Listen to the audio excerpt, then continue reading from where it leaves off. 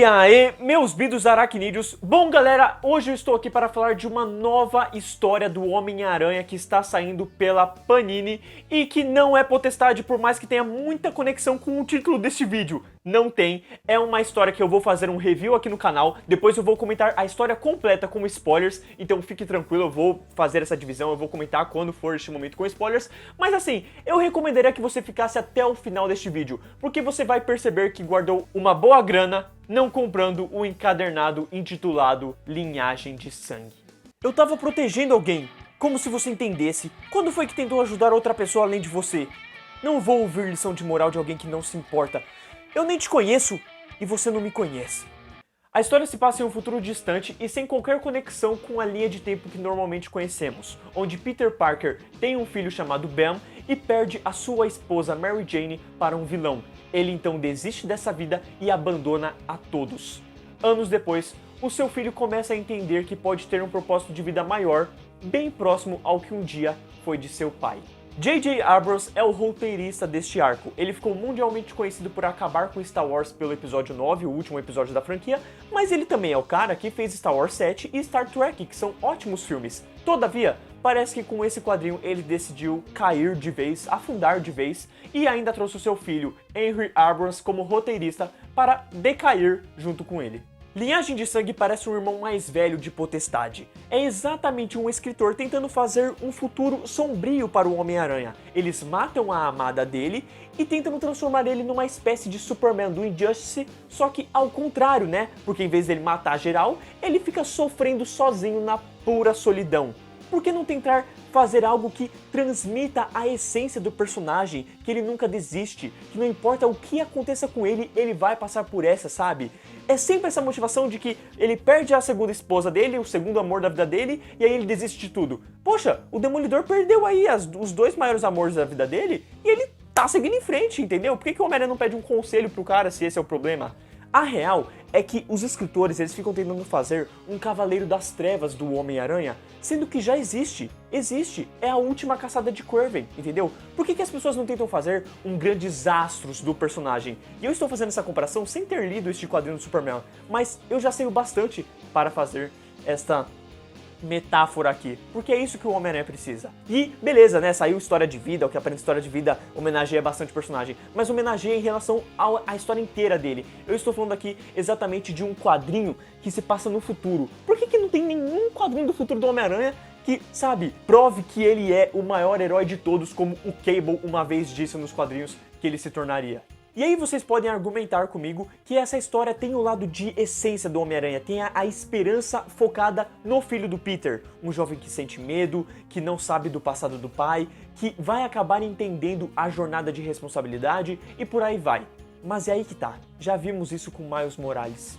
Meu problema fica nesse Peter Parker que abandona o próprio filho, assim como seus pais fizeram o mesmo com ele. Só que a única diferença é que seus pais se mantiveram como agentes da SHIELD, enquanto o Peter foi ficar sozinho e ainda deixou o seu filho com a tia May que tá caindo aos pedaços. Aliás, como a tia May ainda está viva. Aí temos o vilão, que poderia ser o Duende Verde ou qualquer vilão B que trouxesse alguma relevância como o Shocker, por exemplo. Mas o J.J. Abrams decide criar um vilão novo chamado Cadaverous. Vilão este que tem uma birra do caramba com o Tony Stark e isso leva a uma conexão mínima com os pais de Peter por conta do sangue aracnídeo, ou seja, a radioatividade da aranha que picou o Peter. No fim, isso fez eu ver o quadrinho como uma versão futura dos filmes do Tom Holland, porque no fim de tudo, o vilão tem um problema de verdade com o Homem de Ferro e de alguma forma isso afeta o Peter Parker. Sobre a arte da Sara Pichelli, ela está boa no geral. Tem algo que deixou menos carismático e bem feita, ela desenhou uns rostos estranhos e trouxe uma atmosfera que lembrou muito a arte de Potestade. Mas felizmente ela ainda conseguiu se manter nos bons padrões com ótimos enquadramentos, criação de cena e movimentação dos personagens. Talvez ela quisesse dar um tom amargo e mais pálido, o que diferencia a sua arte daquela conhecida no universo Ultimate do Aranha. Mas enfim, a sua arte só ficou mais coesa com a qualidade da narrativa. Finalizando e deixando meus problemas de lado, a narrativa segue bem a sua trama, acontece de uma forma corrida, mas que dê pra passar um pano. Contudo, é tudo muito aleatório, sem coração. A Mary Jane morre e você não sente nada. Uma coisa ou outra é interessante que acontece em função do universo Marvel, mas esse não é o ideal. Faltou o roteirista buscar a energia e emoção que as melhores histórias do Homem-Aranha trazem. A ausência da linha de tempo também é algo a se destacar. A cada troca de página, uma personagem vai alterando a sua estrutura. E não é explicado, acontece, não tem um tempo. Era pra ser normal, rápido ou o quê? As últimas edições acontecem tudo no mesmo dia, mas da maneira que se lê, parecem que pode ter se passado em 48 horas, uma semana e por aí vai. Este é o grande problema. Tempo. Mudando uma coisinha ou outra, tendo 2 edições a mais para nos informar o que está acontecendo, deixar a gente se envolver com os personagens e com aquele universo que, sabe, precisava ser mais explorado, provavelmente a minha opinião aqui teria sido, no mínimo, um pouquinho diferente. Enfim, o review acaba aqui, mas se você quer saber como a história anda, o que acontece, como acontece e de que maneira finaliza, vem comigo.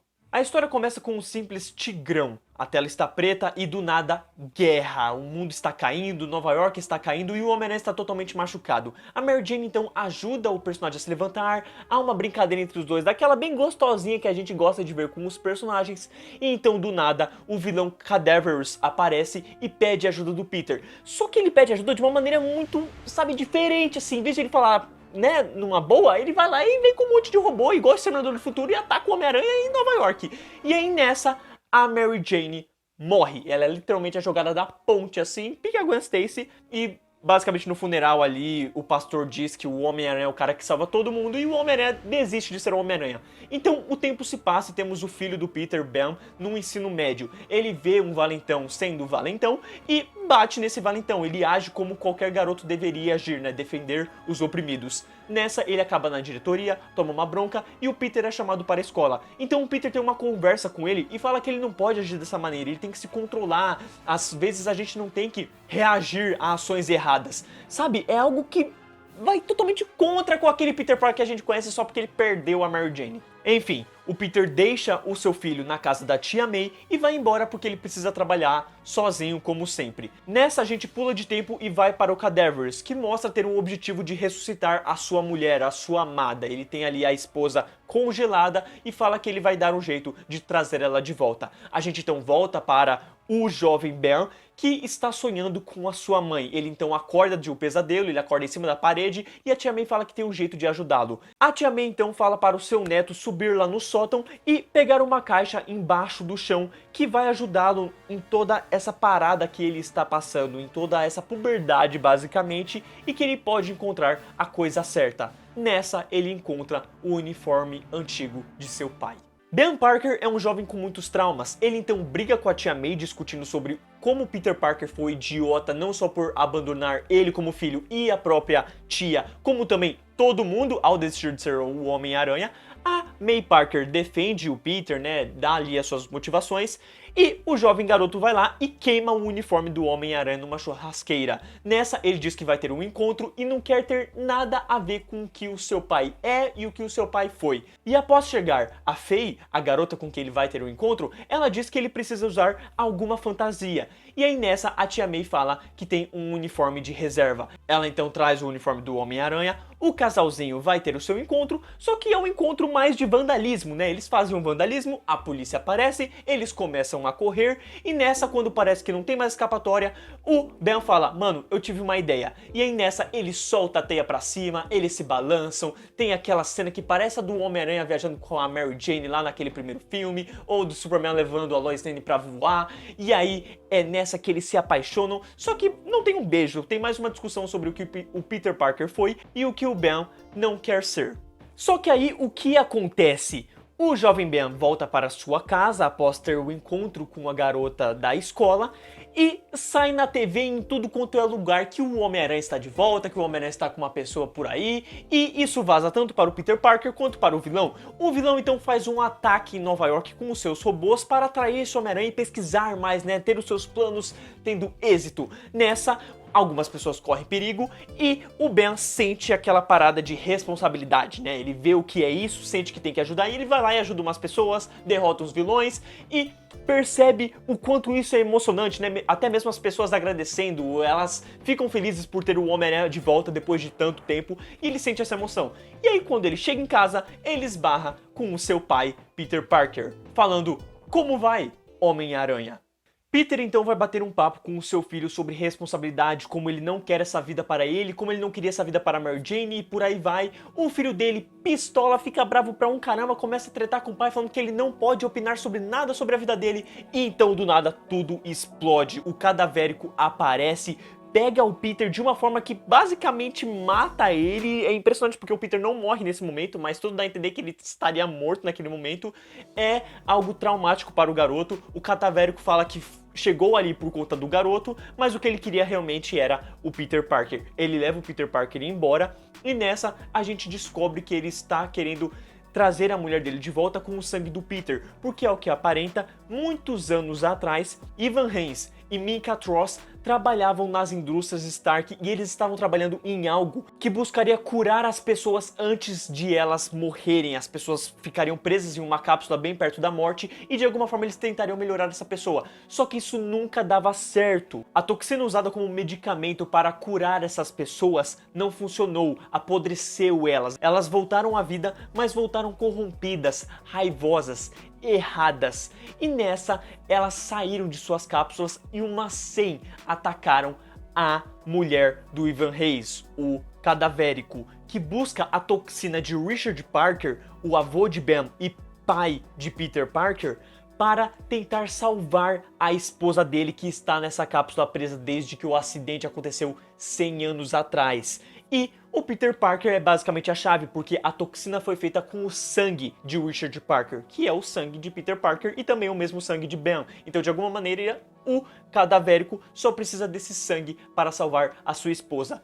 Tudo isso é explicado pelo Tony Stark, a pessoa que o Ben e a Faye vão atrás. Eles quase não conseguem entrar, mas a Riri Williams ajuda, sim, a Coração de Ferro. O Tony Stark faz umas piadas bestas, ele está no porão preso há muitos anos, desde que os Vingadores morreram, sofrendo ali. E aí quando ele vê o Ben, ele percebe que ele tem que ajudar, ele dá toda a explicação de tudo que aconteceu. E aí, quando eles percebem que o Peter é a chave, que isso pode dar muita merda, porque se várias vezes o casulo deu errado, as pessoas que eles tentavam ajudar a sobreviver, por que que daria certo com a esposa do Ivan, entenderam? E aí nessa, quando eles estão indo tentar ajudar o Peter, buscar o cadavérico, os Vingadores zumbis basicamente aparecem para atrapalhar. Sim, de alguma maneira o cadavérico conseguiu pegar os corpos mortos dos Vingadores que morreram e trouxe eles de volta à vida obedecendo o cara. Esses Vingadores começam o seu ataque, o Ben se veste de Homem-Aranha e vai com tudo, começa uma baita de uma luta, e quando tudo parece perdido, a Riri Williams veste o uniforme de Coração de Ferro e ajuda os personagens, ajuda a derrotar, e eles conseguem derrotar essa espécie de Vingadores zumbis, e é muito interessante porque aí nessa, o Tony Stark sofre um pouco ali pela morte, né, dos seus amigos e vê, sabe, aquela coisa horrível de ver que seus amigos foram usados para essa coisa horrível com o cadavérico.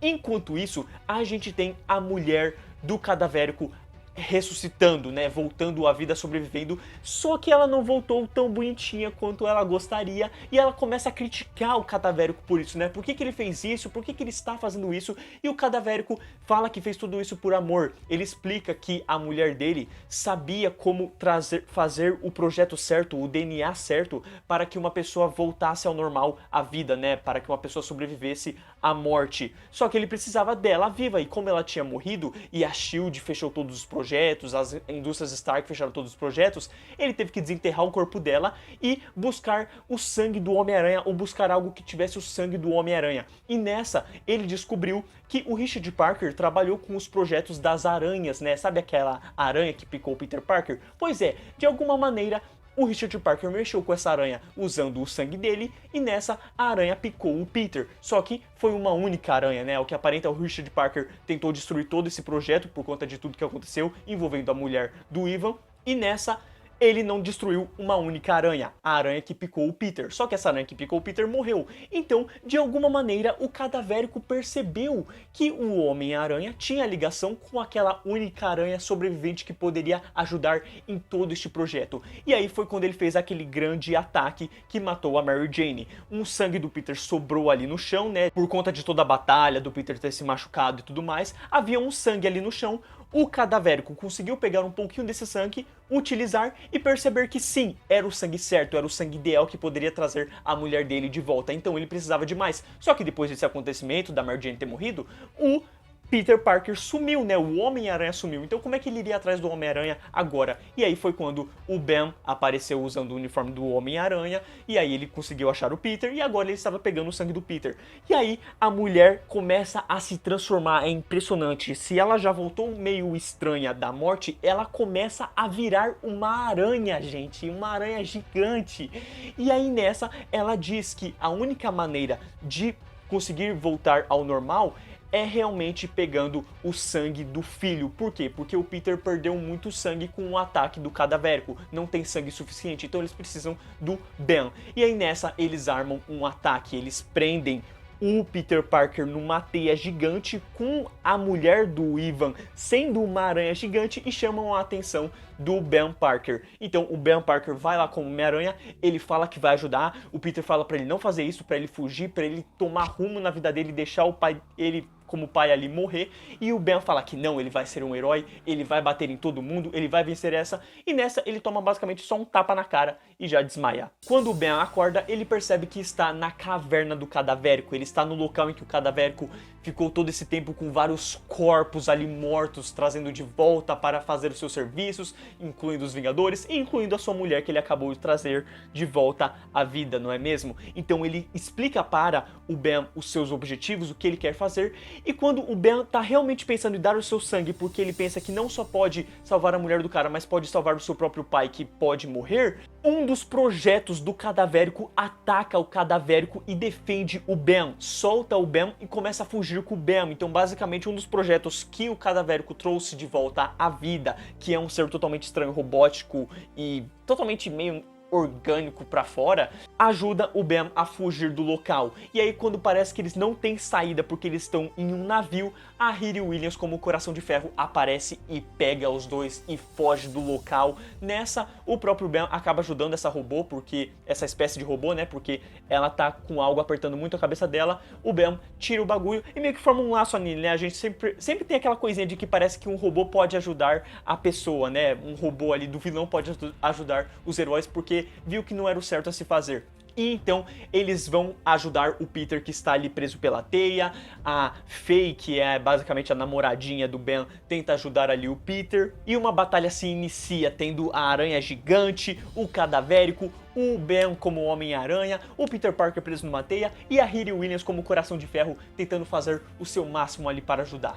Ah, só que eu esqueci de contar um detalhe bem importante. Quando o Ben foi pego ali pelo cadavérico, o cadavérico conseguiu fazer o soro que ele precisava para ajudar a mulher dele. Nessa, quando o Ben fugiu junto com a robô que ajudou ele levou o soro junto para salvar o pai dele que estava prestes a morrer, né? Porque o pai dele, teve as tripas pra fora, então era a única forma de salvar o pai dele e ele leva isso e ele aparece ali com o soro. Quando eles são atacados pelo cadavérico e a esposa ali de aranha, esse soro acaba caindo no chão e a robô pega para levar ao Peter, para ajudar ele. E aí o Peter pergunta quem é você e o robô se revela a Mary Jane. Sim, de alguma maneira a Mary Jane estava viva, de alguma maneira o cadavérico quis o corpo da Mary Jane para transformar em um dos seus serviçais e de alguma maneira a Mary Jane conseguiu se rebelar enquanto aos comandos que tinham na cabeça dela, entendeu? Isso sem explicação alguma, mas a Mary Jane estava de volta à vida, ela nunca morreu, então tudo isso que aconteceu na vida do Homem-Aranha e os caramba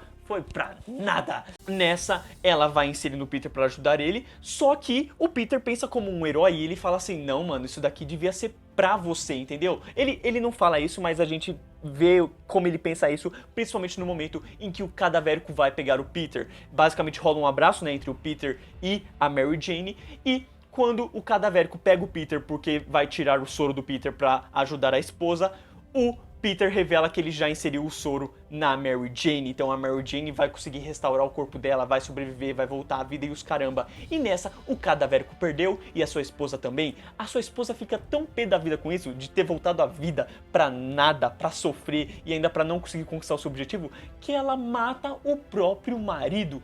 Pois é, o cara passou 20 anos fazendo uma parada pela esposa pra no final ela matar ele, entendeu? Jesus, que horrível!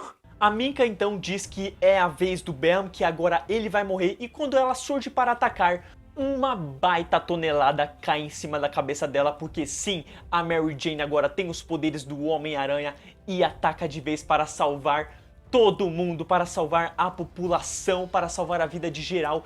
E nessa, o cadavérico ele não só não morreu, como ele parte com todos os robôs dele, todas as pessoas que ele trouxe de volta à vida de alguma maneira, como ele fez com a Mary Jane, pra atacar a esposa dele, falando que ele fez tudo por ela e que ela não agradeceu de volta e que agora todo mundo ali merecia morrer. E nessa, a Mary Jane reencontra o Peter, reencontra o Ben, tá todo mundo ali abraçado, tá todo mundo ali meio que se apaziguando, né? O próprio Ben meio que perdoa ali o Peter por tudo que aconteceu, todo o passado deles, eles se entendem ali, toda a família está reunida finalmente e de alguma maneira, e até agora eu não entendi como isso aconteceu, explode. Do nada explode. Eu não sei se o cadavérico jogou umas bombas ali pra explodir a mulher dele, explodir ele, explodir todo mundo junto, se o Homem de Ferro acionou alguma coisa, mas do nada o Peter vai e fala que ama o Ben e a Mary Jane e empurra a Mary Jane. Nessa que ele empurra a Mary Jane, o filho dele simplesmente voa junto porque o filho dele tava segurando a mão da Mary Jane. De alguma maneira a Mary Jane grudou a mão na mão do Ben e aí eles voam e o Peter morre junto com essa explosão.